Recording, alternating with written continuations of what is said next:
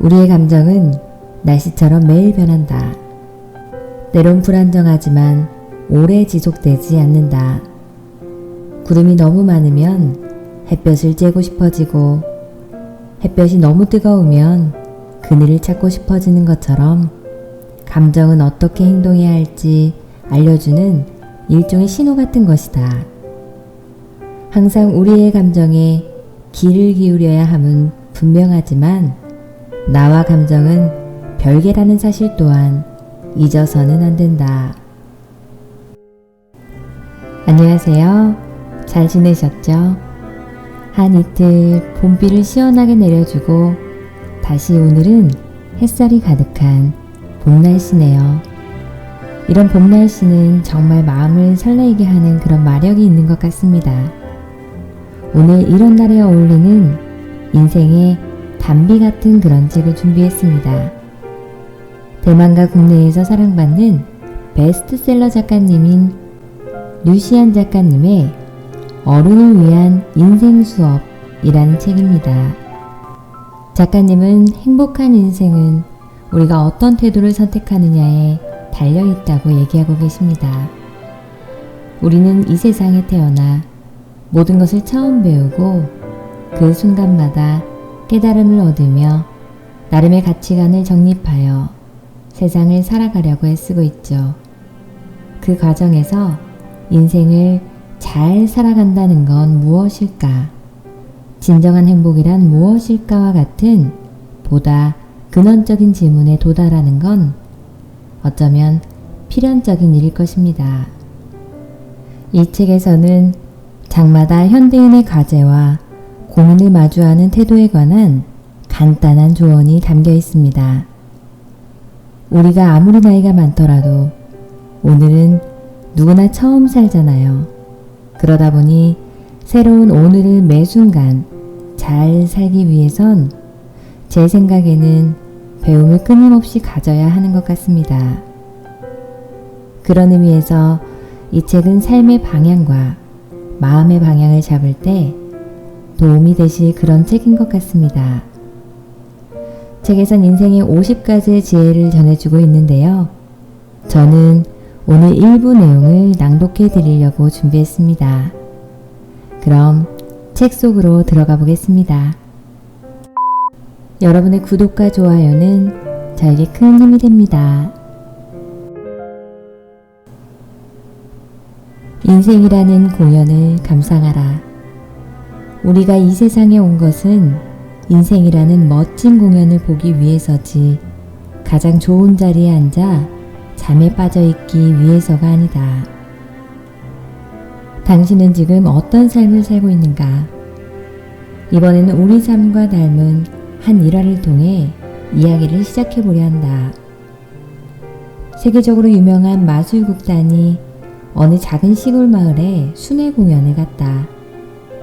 공연에 필요한 인력이 너무나 많아 극단은 마을에서 임시 아르바이트 집을 모집했다. 아르바이트생은 보수 외에도 특혜가 있었다. 일하는 시간을 3시간 채우면 장외 관람권을 받고 6시간을 채우면 장내로 입장해서 공연을 볼 수 있었으며 하루를 채우면 가장 앞줄의 가운데 자리표를 얻을 수 있었다. 그곳은 관객석에서도 최고로 좋은 자리였다. 보기 드문 공연인데다 아르바이트로 돈도 벌고 세계적인 공연을 무료로 볼 수 있다고 하니 마을 사람들의 관심이 쏟아졌다. 그중 집안 환경이 어려운 한 형제가 하루를 함께 일한 뒤 앞좌석 표를 손에 넣기로 결심한다. 형제는 조명 설치부터 천막치기, 음향기기 들기, 이것저것 옮기는 일까지 고된 업무를 하기 시작했다. 심지어는 청소를 돕거나 분주하게 뛰어다니며 밥을 먹을 시간조차 없이 일했다. 오후가 되자 형제는 이미 잔뜩 지친 상태가 되었지만 공연을 보겠다는 신념으로 버텼다. 가장 앞줄 가운데 자리의 표를 꼭 얻고 싶었다. 저녁이 되자 형제의 고된 노동은 목표를 달성했고 그토록 원하던 입장권을 손에 넣었다. 공연장에 들어선 형제는 기진맥진한 몸으로 공연장에서 가장 좋은 좌석에 자리를 잡고 앉았다. 그러나 온몸은 흙투성이에다 손에는 무거운 것을 나르다 생긴 물집이 가득했다. 드디어 사회자가 무대에 오르고 공연이 시작됐다. 우리와 같은 박수 소리가 공연장을 메우는 사이 형제는 깊은 잠에 빠져버렸다. 공연이 끝나고 관객들이 공연장을 빠져나간 뒤 공연장의 문이 굳게 닫힐 때까지도 형제들은 여전히 그 자리에 잠을 깨지 못했다. 정말 짠한 이야기가 아닌가? 형제는 귀한 공연을 볼 수 있는 기회를 얻기 위해 하루 종일 바쁘게 뛰었다. 임무는 완수했지만 피로가 몰려나온 나머지 멋진 공연 감상을 놓치고 말았다. 어떤가? 많은 이들의 삶 역시 이와 비슷하지 않은가? 나를 포함한 많은 사람들이 목표를 이루려는 열망으로 죽어라 일하고 노력하면서 몇 년을 그렇게 특별할 것 없이 살아간다. 그러다 이제 행복을 누려야 할 때쯤 건강에 이상이 생기거나 나이가 들어 거동이 힘들다는 걸 깨닫기도 한다. 삶의 목적은 필사적인 노력으로 가장 좋은 자리를 차지하는 데에만 있지 않다. 마음과 힘을 전부 기울이고 난 후에도 멋진 공연을 충분히 즐길 수 있어야 한다. 어느 자리에 앉아 있느냐는 사실 조금도 중요하지 않다. 내가 그 공연을 감상했다는 것이 중요하다. 우리는 모두 자신의 목표를 향해 열심히 달리고 있다. 어느 날 문득 피로가 느껴진다면, 중압감에 힘이 든다면 잠시 쉬어가자. 휴식을 취하는 것도 내 삶의 위치를 다시 한번 살펴보는 것도 모두 건강한 과정이다. 목표를 추구하는 것도 좋지만 나 자신을 잘 보살피고 다가올 미래에 건강하고 즐거운 나를 만드는 것 또한 중요하다. 잊지 않길 바란다. 우리가 이 세상에 온 건 삶이라는 멋진 공연을 감상하기 위해서지 가장 좋은 자리에 앉아 깊은 잠에 빠져있기 위해서가 아니라는 것을. 균형 잡힌 인생은 존재하지 않는다. 살아가며 모든 일을 완벽하게 할 수는 없다. 무엇이든 완벽하게 하려다 결과적으로는 단 하나도 제대로 못할 수도 있다. 언젠가 균형이라는 주제에 관한 아주 재미난 강연 영상을 본 적이 있다. 강연이 시작되자 강연자는 무대에서 물구나무 서기를 한 채 관중을 바라보고 말했다. 우리는 오늘 균형에 대해 다른 각도에서 이야기해 보려고 합니다. 여러분은 지금 제가 물구나무 서기를 한 모습을 보고 계시는데요. 편해 보이나요? 하나도 안 편해 보이죠? 저는 지금 수시로 제 몸을 움직여서 조절해줘야 넘어지지 않습니다. 자유롭게 자리를 옮길 수도 없고요. 이어서 그는 훌쩍 돌아내리더니 무대 위에 선 상태로 말을 이어갔다. 우리는 누구나 살면서 삶의 균형을 이루고자 합니다. 그게 옳은 거라고, 심지어는 그게 인생의 목표인 것처럼 주입되어 왔죠. 하지만 솔직히 말씀드리면 그건 불가능한 일입니다. 나는 이 오프닝에 무척이나 공감했다. 사회에 발을 들인 후 나는 줄곧 이러한 균형을 찾고자 했다. 한참을 허우적대고 궁리한 끝에 내린 결론은 강연자와 같다. 균형 잡힌 인생은 원래부터 존재하지 않는다. 완벽한 균형을 얻는다는 것은 불가능하다.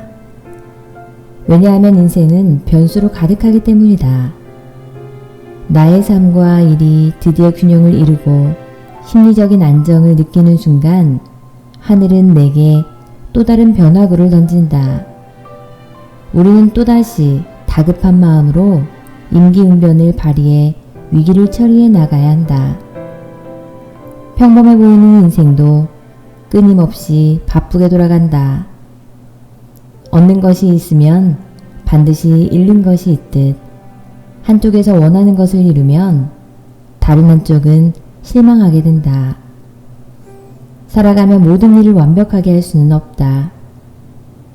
무엇이든 완벽하게 하려다 결과적으로는 단 하나도 제대로 못할 수 있다.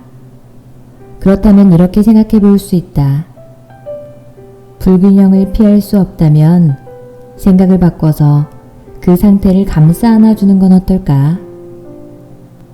우리의 삶으로 돌아와 생각해 보면 균형을 잃어버린 상태는 그 자체로 아주 큰 힘을 가진다. 저항하는 대신 이 에너지를 슬그머니 활용해보자. 예컨대 나는 달리기를 하고 나면 몸은 피곤하지만 오히려 정신은 맑아진다. 이때는 전화 업무를 하기에 딱 좋다. 한 차례 전화를 돌리고 나면 조금 지루해지고 머리가 과열되는데 또 이때는 뚱땅거리며 음악 작업을 하기에 좋다. 작업 후 기분이 다소 고조되면 이때는 아이들과 놀아주기에 딱이다. 이제 보니 가정과 일, 취미와 직업, 사회생활과 개인, 신체와 영혼이 모든 것이 시계추의 양 끝과 닮았다. 리듬을 잘 타고 있다가 균형을 잃은 듯 할 때 시계추를 따라 그에 맞는 일을 해보자. 대립하고 있던 상황이 서로를 보완해주고 흔들림 속에서 또 다른 자유를 찾을지도 모른다. 외로움은 어디에서 오는가? 자신의 고독을 어떻게 끌어안고 살아야 할지가 우리 세대의 중요한 심리적 과제가 될 것이다. 우리 집 식탁 위에는 상자가 하나 놓여 있는데 그 안에는 다양한 질문이 적힌 카드가 있다. 이는 가족들과 즐거운 대화를 나누기 위해 준비한 것이다. 매일 저녁이면 우리는 상자 안에서 카드를 하나 뽑아 차례대로 질문에 대한 답을 한다. 며칠 전 우리가 뽑은 카드는 언제 외로움을 느끼는가 였다. 아이들에게는 대답하기 쉽지 않은 문제겠거니 짐작했는데 의외로 아들 찬찬이 제일 먼저 손을 번쩍 들었다. 아빠랑 엄마가 저녁 약속 있어 외출할 때요. 집에 할머니랑만 있으면 외로운 기분이 들었어요. 이어서 딸 첸첸이 입을 열었다. 저는 한밤중에 동생 없이 혼자 잠에서 깰 때요. 그때 안방으로 갔다가 동생과 엄마 아빠가 같이 껴안고 자고 있는 모습을 보면 외로웠어요. 아내는 잠시 생각을 하다가 답을 했다. 인스타그램을 하다가 친구들이 다 같이 놀러간 사진을 볼 때 나는 끼지 못했다는 생각에 외롭더라고. 마지막은 내 차례였다.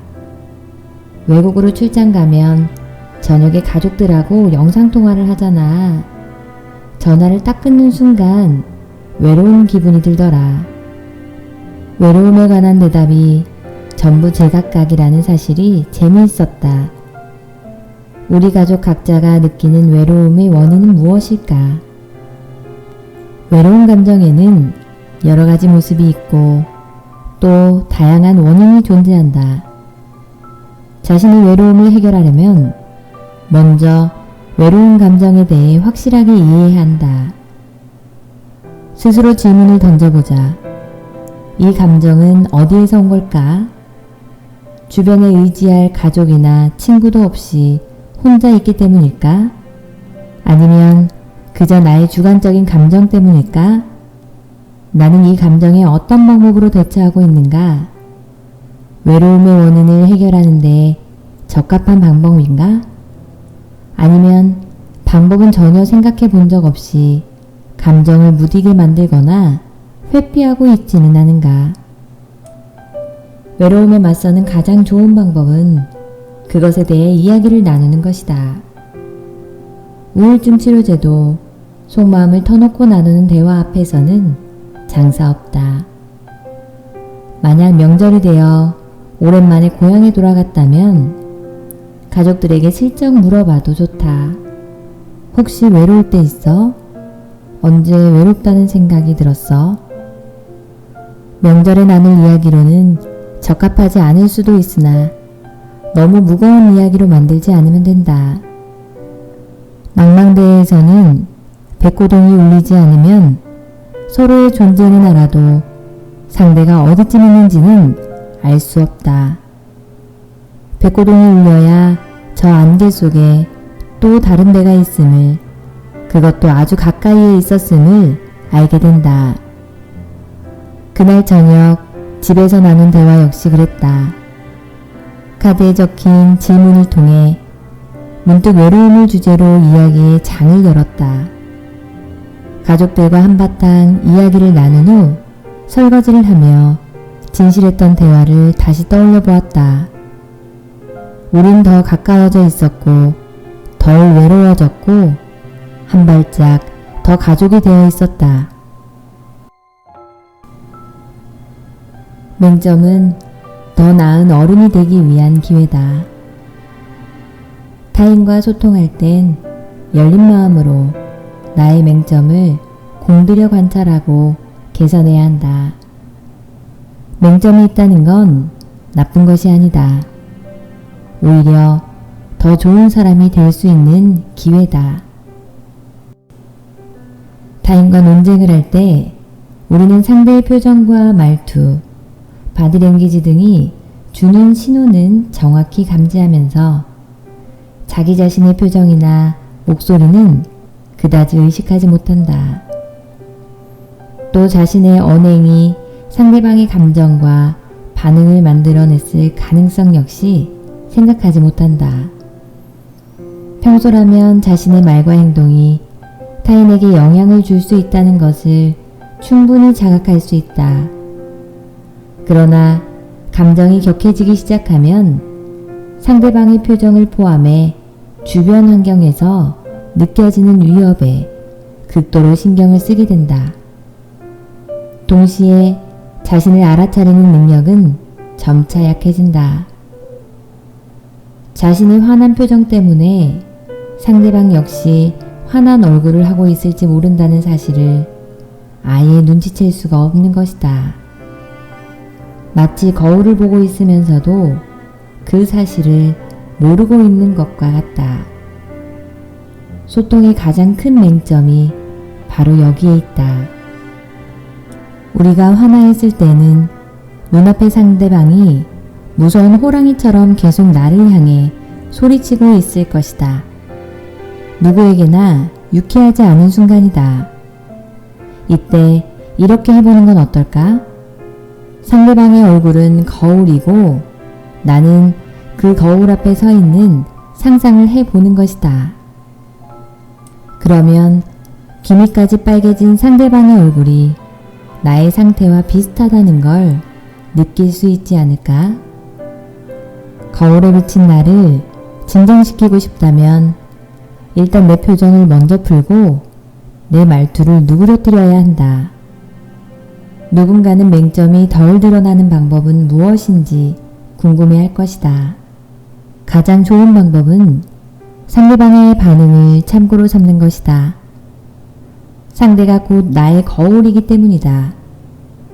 만약 상대가 막무가내라는 생각이 들면 혹시 상대를 대하는 나의 태도나 말에 잘못은 없었는지 생각해보자.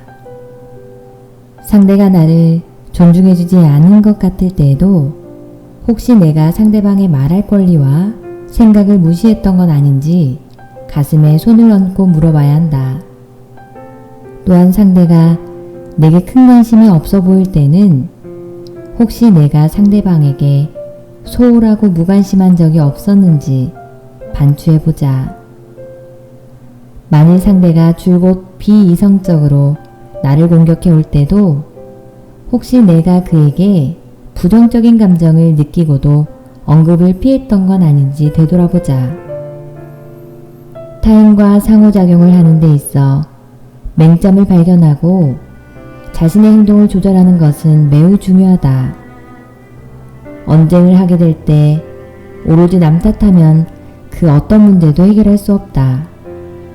상대방의 말과 행동 속에서 내가 평소에 인식하지 못했지만 고칠 수 있는 부분이 무엇인지 찾아내는 법을 배우는 것이 문제 해결의 첫 단계다.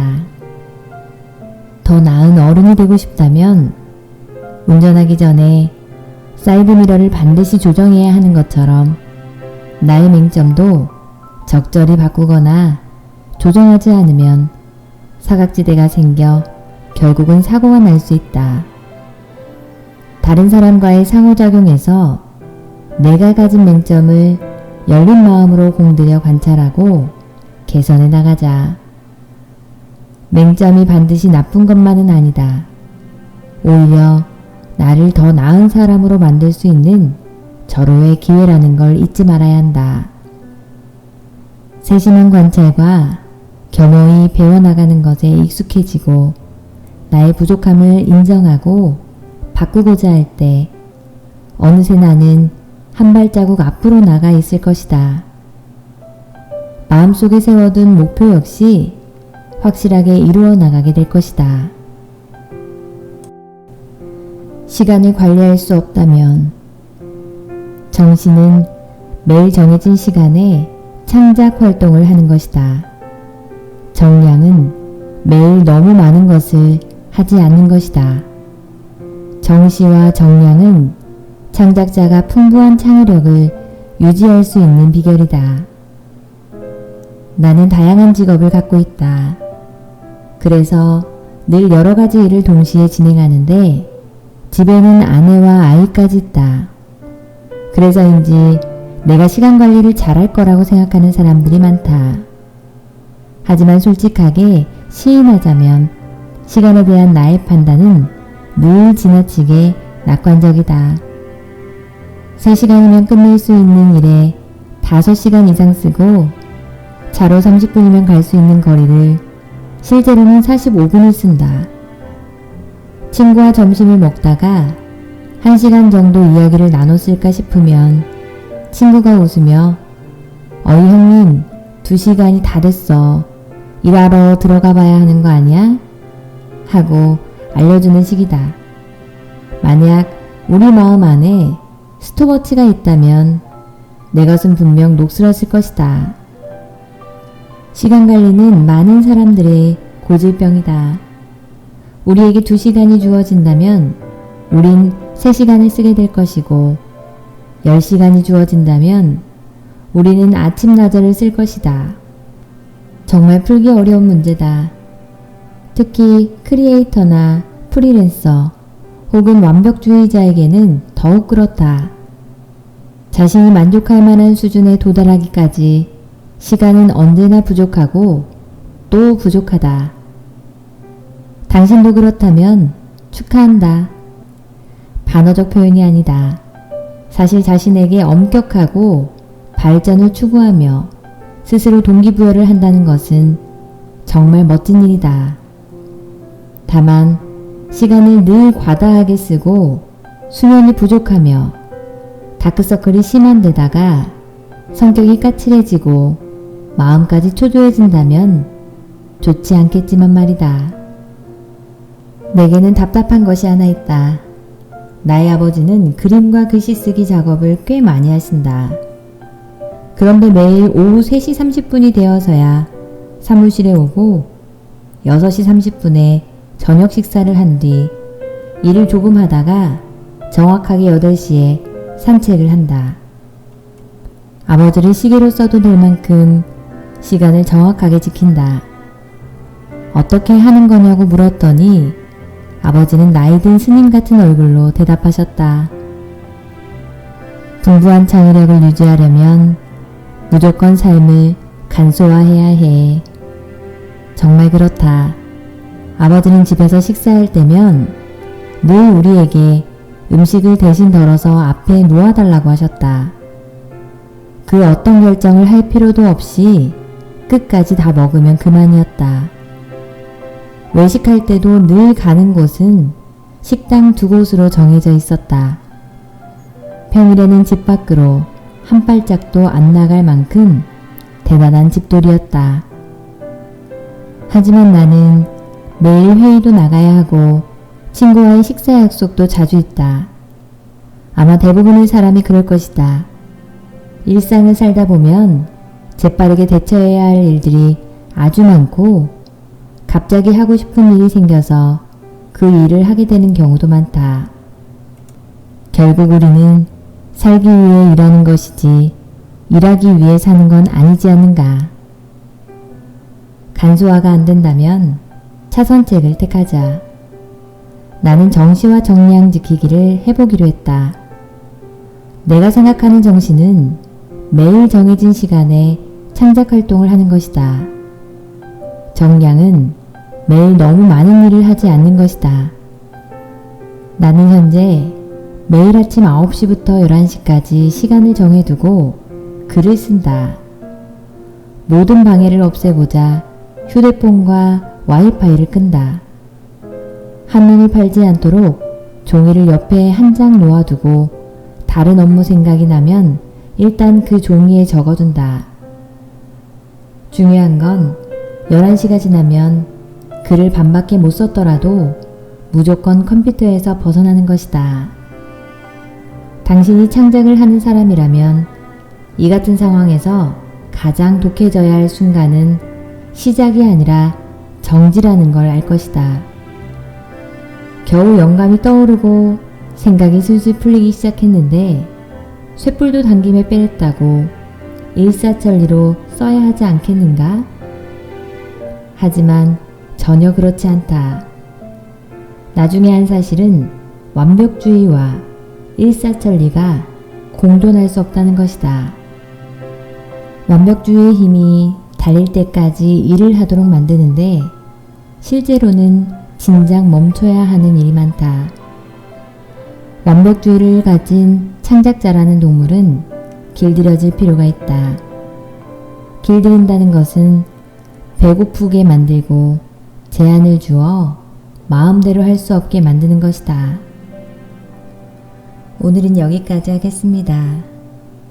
오늘은 인생이라는 공연을 감상하라. 균형 잡힌 인생은 존재하지 않는다. 외로움은 어디에서 오는가? 맹점은 더 나은 어른이 되기 위한 기회다. 그리고 시간 관리를 할 수 없다면 요 5가지 이야기를 함께 해봤습니다. 이 외에도 행복한 인생을 우리가 어떤 태도로 대해야 하는지 너무나 편안한 내용으로 전해드리고 있습니다. 꼭 한번 읽어보셨으면 좋겠고 오늘도 끝까지 들어주셔서 감사하고 또 감사합니다.